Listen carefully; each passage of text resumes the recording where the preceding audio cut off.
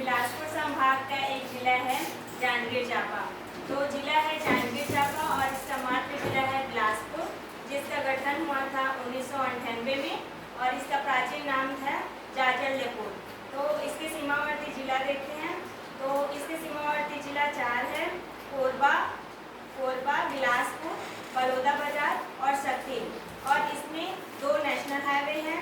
तो पहला national highway है बिलासपुर टू जेसी से होते हुए जांजगीर चांपा से होते हुए शक्ति NH-49, और दूसरा नेशनल हाईवे है NH-149B, जो कि चांपा से कोरबा की ओर है।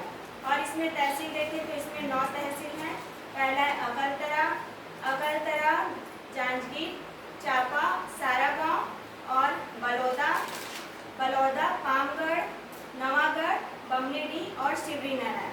यहाँ विधानसभा क्षेत्र 3 हैं: जांजगीर चांपा, अकलतरा और पामगढ़।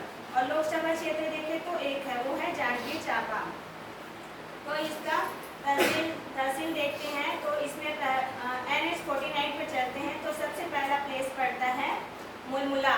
तो मुलमुला लाफार्ज सीमेंट फैक्ट्री है। मुलमुला के बाद है एक टाउन, उसका नाम है गोपालपुर। तो गोपालपुर में चूना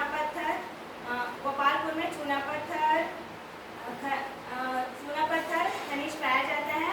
उसके बाद आता है गोपालपुर के बाद आता है यहाँ पे गोपालपुर के बाद आता है अकलतरा। तो अकलतरा तहसील प्लस विधानसभा क्षेत्र है और यहाँ छत्तीसगढ़ के प्रथम बैरिस्टर चेरीलाल का जन्मस्थली है। और यहाँ पर CCI cement corporation of India, जिसका गठन हुआ था 1981 में, और जो कि अब प्रेजेंट में इसका प्रोडक्शन बंद है। उसके बाद आता है मदनपुर। तो मदनपुर में डोलोमाइट क्षेत्र है। और मदनपुर के बाद आता है मुक्ता राजा। तो मुक्ता राजा इंडस्ट्रियल एरिया है। और उसके बाद दूसरा तहसील आता है जांजगीर। तो जांजगीर का जो प्राचीन नाम है वो जाजल्यपुर था। तो इसका नाम जाजल्यपुर इसलिए था क्योंकि कलचुरी वंश के राजा जाजल्यदेव प्रथम ने इस शहर को बसाया था और इन्हीं के नाम पर इनका नाम जाजल्यपुर रखा गया था। उसके बाद तीसरा तहसील आता है चांपा। तो चांपा बहुत गर्म स्थल है क्योंकि छत्तीसगढ़ का सबसे ज़्यादा इंडस्ट्री यहीं पे लगा हुआ है, जैसे प्रकाश इंडस्ट्रीज कारखाना और चांपा में सबसे ज़्यादा कोशा का पैदावार होता है। इस कारण चांपा को सिल्क सिटी या रेशम सिटी के नाम से भी जाना जाता है। चांपा के बाद आता है सारागांव, जो कि एक तहसील है। उसके बाद देखते हैं बलौदा तहसील। तो बलौदा तहसील में दलहा पहाड़ है, जहाँ पर नागपंचमी के दिन मेला लगता है और यहाँ प्रतिवर्ष कुश्ती प्रतियोगिता भी होती है। उसके बाद दलहा पहाड़ के पास है कोटमी सोनार एक प्लेस है जहाँ पर कृत्रिम मगरमच्छ का घर है। उसके बाद देखते हैं पामगढ़ तहसील। तो पामगढ़ तहसील प्लस विधानसभा है। उसके बाद जस्ट उसके नीचे आता है तो शिवरीनारायण। तो शिवरीनारायण में 3 नदियों का संगम स्थल है, शिवनाथ, जोग और महानदी। इस कारण इसे त्रिवेणी संगम भी कहते हैं। तो शिवरीनारायण में छत्तीसगढ़ शासन द्वारा श्री राम वन पथ गमन डेवलपमेंट किया गया है। यहाँ सबरी माता का आश्रम है, जहाँ सबरी माता श्री राम जी को अपने जूठे बेट खिलाए थे। और यहाँ पर बहुत सारे मंदिर हैं, जैसे विष्णु केशव नारायण मंदिर और नर नारायण मंदिर, जगन्नाथ मंदिर और चंद्रचूड़ मंदिर। चूँकि यहाँ विष्णु भगवान जी का ज़्यादा मंदिर है, इस कारण शिवरीनारायण को विष्णुपाक्षी मंदिर भी कहा जाता है। और यहाँ प्रतिवर्ष माघी पूर्णिमा मेला का आयोजन किया जाता है। उसके बाद देखते हैं हम नदियाँ। तो नदियाँ देखते हैं तो पहला नदी है कोरबा के गेवरा की पहाड़ से लीलागढ़ नदी निकलती हैं, जिसकी लंबाई 135 किलोमीटर है और यह शिवनाथ नदी में जाकर मिलती हैं। शिवनाथ नदी और लीलागढ़ नदी जिस जगह मिलती हैं उस जगह का नाम है खरौल, जो कि एक सिटी है। और खरौल को छत्तीसगढ़ का काशी कहा जाता है। यह बिग सिटी है, इसलिए व्यापारिक केंद्र है। तो यहाँ पर पांडु वंश के राजा इंद्रबल ने इस सिटी को बसाया था और इसको अपनी राजधानी बनाया था, जिसके कारण इसका इंद्रपुर रखा गया।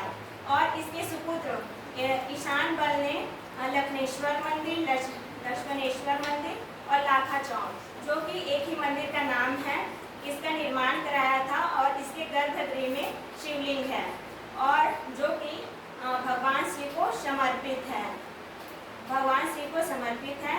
और इसका जो जीर्णोद्धार कराया था वो रत्नदेव, कंचूरी वंश के राजा रत्नदेव तृतीय के दरबारी गंगाधर राव जी ने कराया था। उसके बाद आता है यहाँ पे तीसरा प्लेस है केरा सियादेही, जहाँ पर हसदेव नदी और महानदी दोनों का संगम स्थल है। तो यहीं पे एक प्लेस है बसंतपुर। तो बसंतपुर में एक डैम बनाया गया है जिसे बसंतपुर डैम या बसंतपुर बैराज कहते हैं, जो कि विवादित है। और यह विवाद इस प्रकार है कि छत्तीसगढ़ की महानदी पर बहुत सारा डैम होने के कारण जो इसकी जल आपूर्ति है वो उड़ीसा राज्य को उचित मात्रा में नहीं हो पा रही थी। तो जो उड़ीसा राज्य की जो सरकार है वो भारत के सुप्रीम कोर्ट दिल्ली में अपना दावा आपत्ति किया।